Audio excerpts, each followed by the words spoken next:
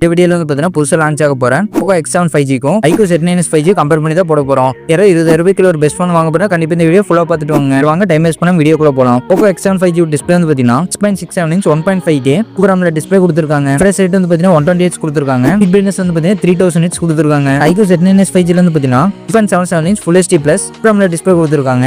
Fresh rate வந்து பார்த்தீங்கன்னா 120Hz கொடுத்துருக்காங்க. ஹிட் பிரைட்னஸ் வந்து பார்த்தீங்கன்னா 1080 nits கொடுத்துருக்காங்க. இந்த ஃபோன் பார்த்தீங்கன்னா safety in display finger print sensor கொடுத்துருக்காங்க. இந்த ரெண்டு ஃபோன் எதுவும் டிஸ்பிளே குவாலிட்டி பெஸ்ட்டாக இருக்கும் கண்டிப்பா Poco X7 5G டிஸ்பிளே பெஸ்டா இருக்கும். ஏன்னு பாத்தீங்கன்னா அதுல ஸ்கிரீன் ரெசல்யூஷன் அதிகமா கொடுத்திருக்காங்க. அப்புறம் பீக் பிரைட்னஸ் அதிகம். இப்போ நீங்க ஏதாவது மூவி பார்த்தாலும் கேம் விளையாண்டாலும் கண்டிப்பா Poco X7 5G டிஸ்பிளே தான் பெஸ்டா இருக்கும். அவுட்டோர் யூஸ் பண்ணாலும் அதான் பிரைட்டா இருக்கும். ஸோ டிஸ்பிளே வந்து பாத்தீங்கன்னா Poco X7 5G தான். நெக்ஸ்ட் வந்து பாத்தீங்கன்னா ப்ராசஸர் Poco X7 5G வந்து பாத்தீங்கன்னா MediaTek Dimensity 7300 அல்ட்ரா ப்ராசஸர் வந்து கொடுத்திருக்காங்க. இதே iQOO Z9s 5G வந்து பாத்தீங்கன்னா MediaTek Dimensity 7300 ப்ராசஸர் வந்து கொடுத்திருக்காங்க. ஸோ இந்த ரெண்டு ப்ராசஸர் எது பெஸ்ட்னு கேட்டீங்கன்னா கண்டிப்பா Poco X7 5G கொடுத்திருக்கேன். Dimensity 7300 அல்ட்ரா ப்ராசஸர் தான் பெஸ்டா இருக்கும். உங்களுக்கு gaming day to day activity ரெண்டுமே கண்டிப்பா Poco X7 5G தான் பெஸ்டா இருக்கும். ப்ராசஸர் வந்து பாத்தீங்கன்னா Poco X7 5G தான். நெக்ஸ்ட் வந்து பாத்தீங்கன்னா கேமரா Poco X7 5G வந்து பாத்தீங்கன்னா ட்ரிபிள் கேமரா செட்டப்ல கேமரா கொடுத்திருக்காங்க. 50 megapixel main camera with voice over, 8 megapixel ultra wide camera, 2 megapixel macro. Front camera வந்து பாத்தீங்கன்னா 20 மெகாபிக்சல் கொடுத்திருக்காங்க. இது iQOO Z9s 5G வந்து பாத்தீங்கன்னா டூயல் கேமரா செட்டப்ல கேமரா கொடுத்திருக்காங்க. 50 megapixel main camera with voice over, அப்புறம் 2 megapixel ultra wide camera. Front camera வந்து பாத்தீங்கன்னா 16 மெகாபிக்சல் கொடுத்திருக்காங்க. இந்த ரெண்டு ஃபோன் எதுல கேமரா குவாலிட்டி பெஸ்டா இருக்குன்னு கேட்டீங்கன்னா இந்த ரெண்டு ஃபோனோட கேமரா குவாலிட்டி கிட்டத்தட்ட ஈக்குவலா தான் இருக்கும். அதனால கேமரா வந்து பாத்தீங்கன்னா ஓகே தான். நெக்ஸ்ட் வந்து பாத்தீங்கன்னா பேட்டரி Poco X7 5G வந்து 5500 mAh பேட்டரி கொடுத்திருக்காங்க. சார்ஜ் வந்து 45 வாட் இருக்கு. இது iQOO Z9s 5G வந்து